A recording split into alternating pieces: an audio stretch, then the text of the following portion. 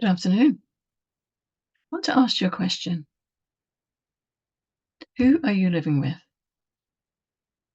Just take a moment to write down who you're living with.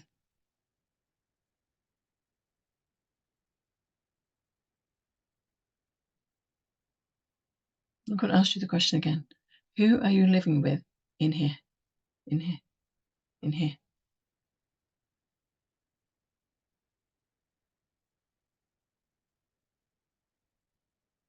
What are you saying to yourself every day that's keeping you in a feeling of disharmony? I know that this is not for everybody, but there are a lot of people out there at the moment that I've spoken to this week, over the last few weeks, who are feeling a lot of disharmony, feeling uncomfortable with themselves and who they think they are, not feeling at peace with who they are living with. And unfortunately, when you're feeling like that, when you're saying those things to yourself which are not productive, not helpful, not supportive, you keep producing chemicals that keep you in that state of whatever you're experiencing and what you're saying to yourself. Now, it's not wrong if you're happy with that choice. But if you're not happy with the way you're feeling today, let's see how we can turn that around. I want to start by sharing a little bit of my story. Because I spent far too much of my life feeling unhappy, in disagreement with myself, and feeling like there was something wrong. Going over and over and over things in my head and feeling like I was either doing something wrong or there was something wrong with me. And I felt agitated with those people around me. I felt like there was something pulling me back all the time, something that was making me feel as though something was wrong.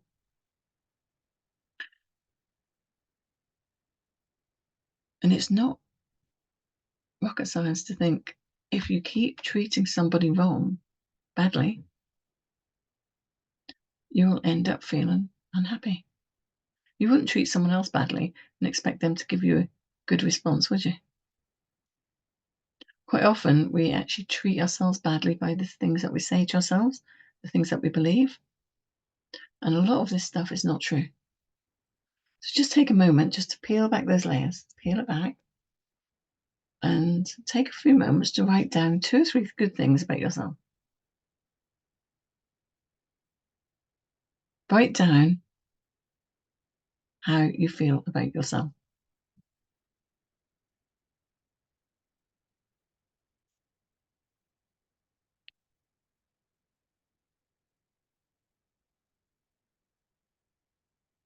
I'm going to just pause there for a moment, just keep pausing, just hold that thought. Do you like what you've written on that page? Is that a true representation of who you really are? When I started working through this process, my head was like a turmoil. It was like a washing machine that never stopped, just churning over and over and over things that happened and that were happening. I felt angry and agitated, but I didn't even call it anger. I didn't identify it as anger then.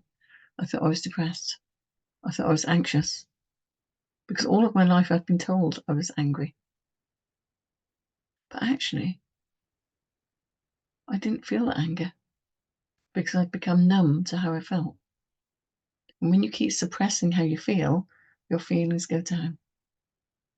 You can't identify or link with how you're feeling because your mind goes into that primitive state of survival, parts of the brain shut down, and only the primitive state of survival is flowing. Now, for a lot of people, you're running on that or in that state for a long while, a lot of your life, and it becomes a way of life. And it helps you to get through. But for me, it started to wear me down, having that constant state of feeling like I was trying to go somewhere. I felt always pulled down by my own thoughts, feeling like I wasn't good enough, feeling like I didn't have the confidence to make change. I couldn't find energy or motivation. And when I stopped to realize that my thinking was creating how I felt, That was a turning point for me.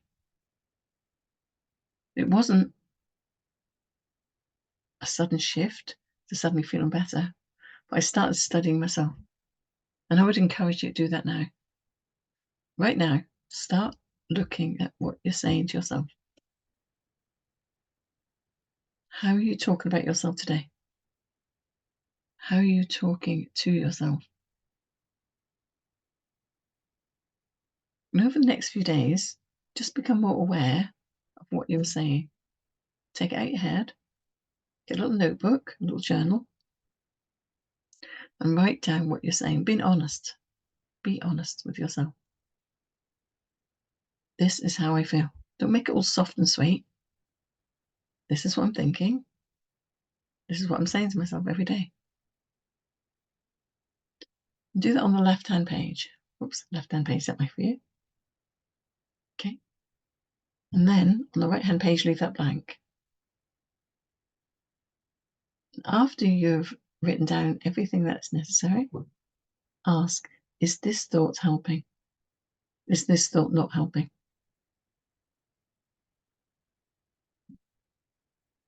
And we'll come back to this in a little while. Because I want to tell you a bit more about my story. I felt I was on this constant spiral of going downhill, going round and round in circles, believing that I wasn't good enough. And the more I sat in that space, the more disharmony I felt. And Dr. Bach, who created the beautiful Bach flower remedies, says when there's a void between your thinking and who you should be today, is when disharmony sets in, or dis-ease. So I want to ask you a question. Are your thoughts bringing you feelings of happiness and joy and peace and calm in your mind? Are they bringing joy in your heart? Or are they bringing you into a state of dis-ease with yourself?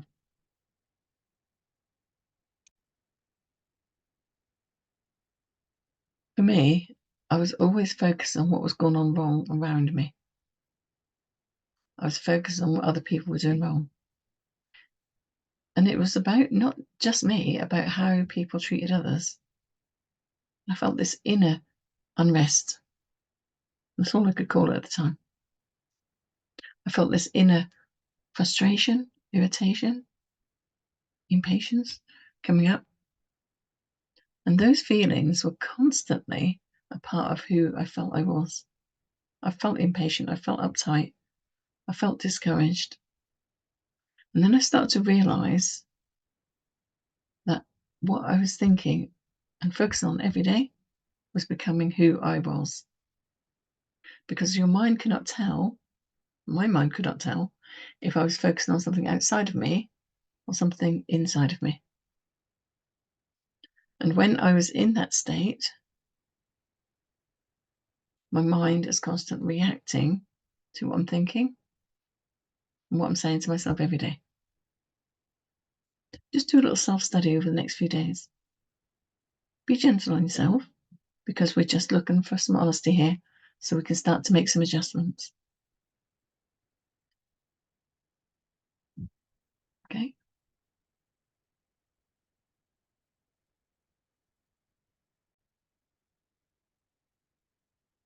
A lot of my frustration came about because when I was looking at other people and seeing that as wrong, my mind thought I was wrong. It cannot differentiate again. I will say it again. It cannot see who you are talking about. It thinks it's talking about you. Then your body produces the cortisol and the adrenaline to help you deal with that situation. And it has a neurological response because you bring those chemicals into your body and your body feels under attack. So just take a few moments over the next few days to ask, is what I'm saying to myself true, or is it not true? Is it necessary? How can I turn this around?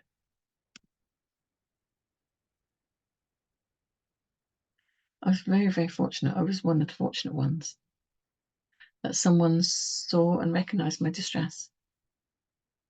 So going back to my story,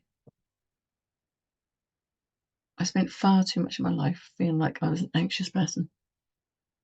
was struggling with panic attacks, irritable bowels, and depression. And one day I was in a really distressed space.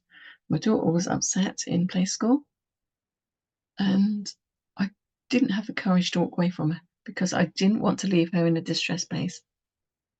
It didn't seem fair to leave her when she was so upset. So I sat with her. But inside, my heart was breaking because I just needed a little time for me. I wouldn't say I was angry with my daughter, but I was very aware I was not feeling the love that I want to feel for her. And I sat there feeling very distressed with myself, and I think I was crying as well, and thinking, all I need is a little bit of space and for my daughter to be happy. I wasn't asking for a lot. And I sat there in my quiet grief, and I felt a gentle tap on the shoulder. And a little hand reached out,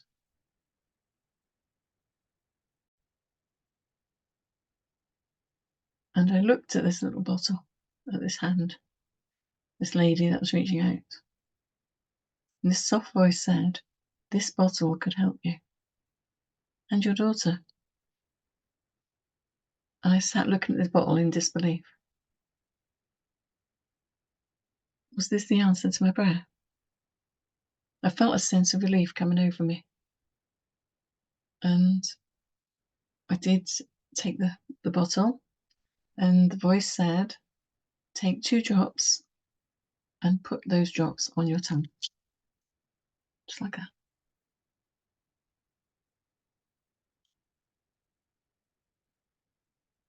And I can't tell you exactly how I felt, but I felt this overwhelming sense of hope that somebody had heard my prayer. And maybe this little bottle was the answer. I didn't even look back to see who this lady was behind me. I just mumbled thank you and sat quietly in the corner, wondering what had just happened. And over the next few weeks, I kept going back in my mind to what had happened in that moment and looking at this bottle and thinking, what is this all about? How is this helping me? How is this going to help me and my daughter? But I kept taking the drops religiously, just like it said on the bottle, 2 drops 4 times a day. And over a couple of weeks, I did start to notice a calmness coming over me, a sense of peace. And I can't tell you exactly in words how it felt, but it just felt different inside me. I didn't feel so uptight and agitated. I felt as though I could process everything that was happening without reacting to it all the time.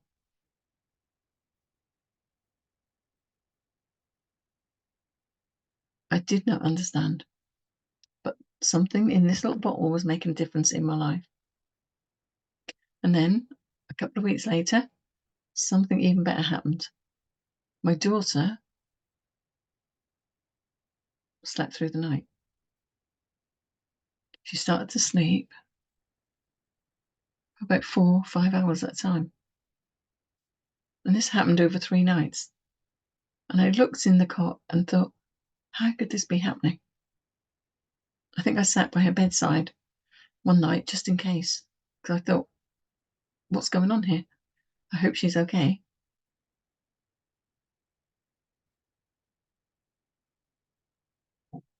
About 2, 3 weeks later, an even bigger miracle happened. I was still taking my drops. My daughter wasn't, and that's what I couldn't understand. She felt calmer, and yet I felt I was helping myself. I wasn't doing anything to change what was happening with her.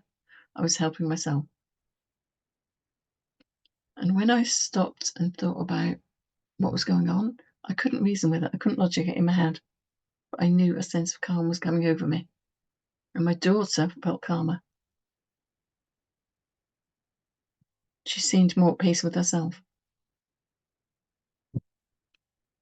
And then One day, went into the play school, opened up the door, and I had that funny stinky feeling in my tummy that I used to get because she used to be clingy and hold on to me until I almost had to peel her away. And she ran off into the room towards the children playing on the mat. She didn't even look back. And I stood for a while and I wasn't sure how to react to that. I just felt this sense of relief, disbelief, this not knowing. I gently backed out of the room, hoping that she wouldn't notice. And as I did, I hesitated by the window. I took a deep breath in, thought, wow, is this the change that I'm looking for? My daughter was calm. She was playing. I stopped and hesitated by the window, and when I looked through the window, she was happy. She was playing. How could this be that I was taking this bottle and she was calmer? I didn't understand. But over the next few months, I kept taking my little remedy drops and coming to a place where I actually felt a trust in what I was doing. I knew I was doing something for me. And it was through this gentle calmness that I started to see things more clearly. I started to realize that these feelings that I was having in my mind, in my head, were not as good as they could be. I didn't know how to turn it around at the time, but this little bottle seemed to be giving me more clarity, more calm and more peace. And my daughter was more at peace with who she was. And that was a miracle on its own. I started to realize that I didn't feel as angry as I had before or as frustrated.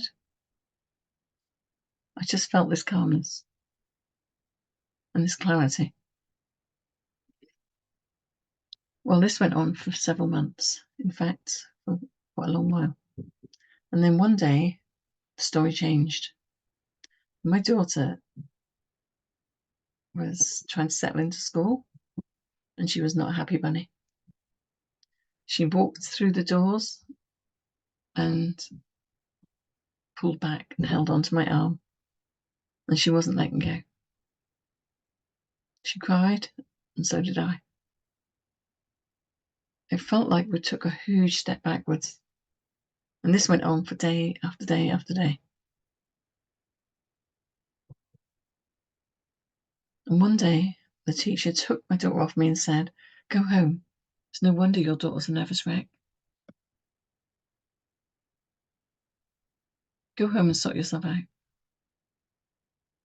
And that was it. I felt like my life fell apart. I felt like all of a sudden there was no one there for me. I was on my own. I felt like the world wanted to swallow me up, and I was the cause of my daughter's distress.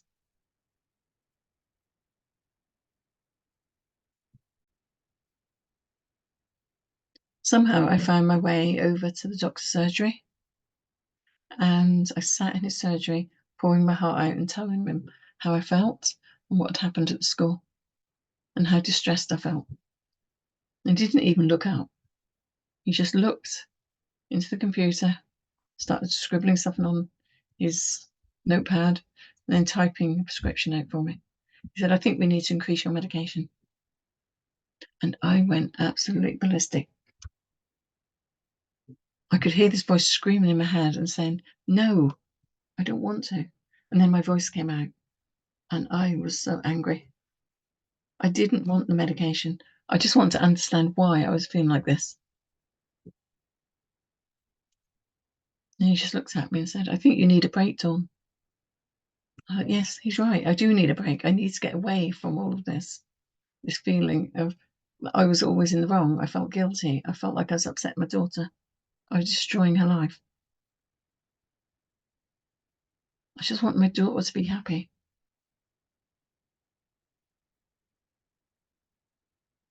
Anyway, he gave me the prescription, and I walked out there feeling like my heart had sunk. But as I was leaving, he said, "Dawn, take this home," he said, "and this could be the answer. I think you do need a break." I looked down at the paperwork in my hand. He sealed it up. It had my husband's name on it. And I went home with maybe he does know what he's talking about. Maybe there's an answer. Maybe this is the way I could find out whatever's in this paper was going to help me. By the time I got home, I had a pounding headache and I couldn't think straight. And so I took the medication and my head started spinning.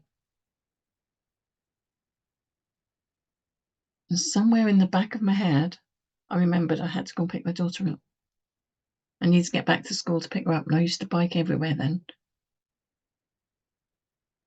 And I could not, for the life of me, think if I fell asleep how I was going to get to my daughter. And somewhere in this madness, I thought, what's in this envelope? I opened up this envelope, and inside this package was some information about our local mental hospital and a form for my husband to fill in. And all we needed was a signature at the bottom for him to sign my life away to some mental institution where they suggested that I needed a break. And this voice in my head was screaming, no way on this earth was anyone going to take my daughter from me.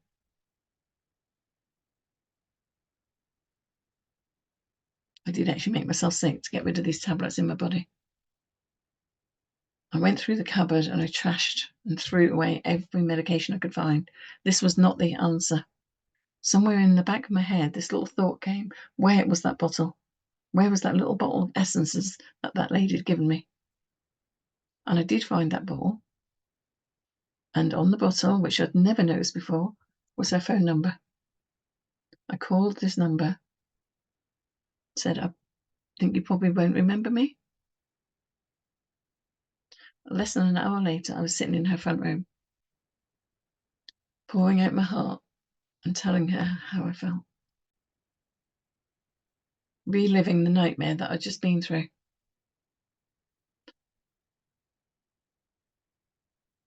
She didn't say a lot. And then she got up and walked out into the other room. And I thought, what's going on? I didn't know what to expect or what to think. But she reappeared in the room with two little boxes in her hand. In each of these boxes, there were bottles.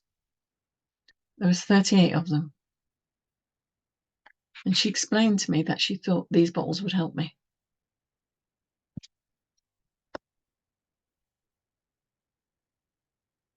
I was listening. Because no way was I going back down that road of medication. No way was going to listen to outside influences. I wanted to start listening to me, feeling good about myself. I want to start listening to that voice in my head and feel like I could take back control of my life. And Carol, that day, did a little muscle testing with kinesiology and explained to me that I could get back in control of my life. About 20 minutes later, after she'd done this little testing, she said, Dawn, there's nothing wrong with you. She just said, you've become the influence of other people's thoughts. You've taken on board what other people have said about you, about not being good enough, not being clever enough, that you're an anxious person. And I want to say there's nothing wrong with you. And I just sat and looked at it because I didn't know quite how to respond to that. I felt this sense of hope within me again, this sense of calm. And as I looked into her eyes, it felt like she knew what she was talking about. And the first time in my life, I felt like somebody listened to me. She spoke openly about how the remedies would help me with my confidence and building up myself. And I walked out of that space that day feeling like somebody had given me a gift from heaven.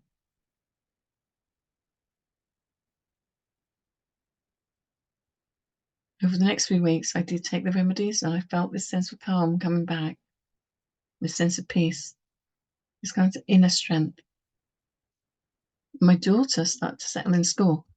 Still, I didn't understand how that worked. I've become so intrigued by these little bottles that Carol was giving me each week. I started asking a lot of questions. Carol introduced me to some workshops where she was talking about the remedies and how they helped you. And little by little, I started to understand myself, how my thinking and what I believed about myself was a mirror of what other people have been saying about me. And none of that was true. There might have been a glimmer in there because I'd become what they'd thought about, what they'd said. I'd adopted their thinking, and that became my reality. And from that day forward, I didn't look back. Only when I needed to understand why I was feeling like I was today. I kept moving forward, feeling calmer. My daughter settled in school. She was more confident in herself. She became an A1 student. She absolutely loved reading and writing. And that gave me more pleasure than I could experience in all of my life. And I started to feel this calm knowing of who I was. Carol encouraged me to look at my thoughts, and she encouraged me to be kinder to myself. And that would be my message to you today. Look at what your thoughts are and be kind to yourself. What you experienced up to today, if it doesn't feel right, you can gently turn it around. And if you'd like to know more about the remedies and how they can help you, please give me a call. And we can get together and have a chat. We can do it through Zoom if you're at a distance, because there is no barriers when it comes to helping you. If you are drawn to do something to make a change at this moment in time, this is your time. I'm not saying I have all the answers. There will be other things that we can explore, and I'm going to do that in a moment with a little meditation and a video. Because over the years, I learned about me, what had helped me. And that's what I love sharing. I just share what's helped me and what I think can help you.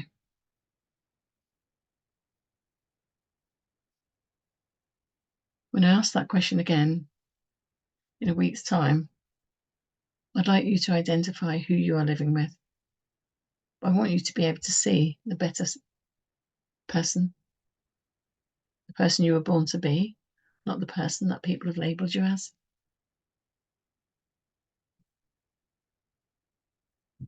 Take some time out this week.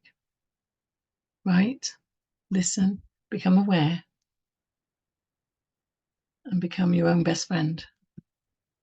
And you will find the person that you were born to be and the person that you're living with today. Because they are a truly beautiful, unique person. Thank you.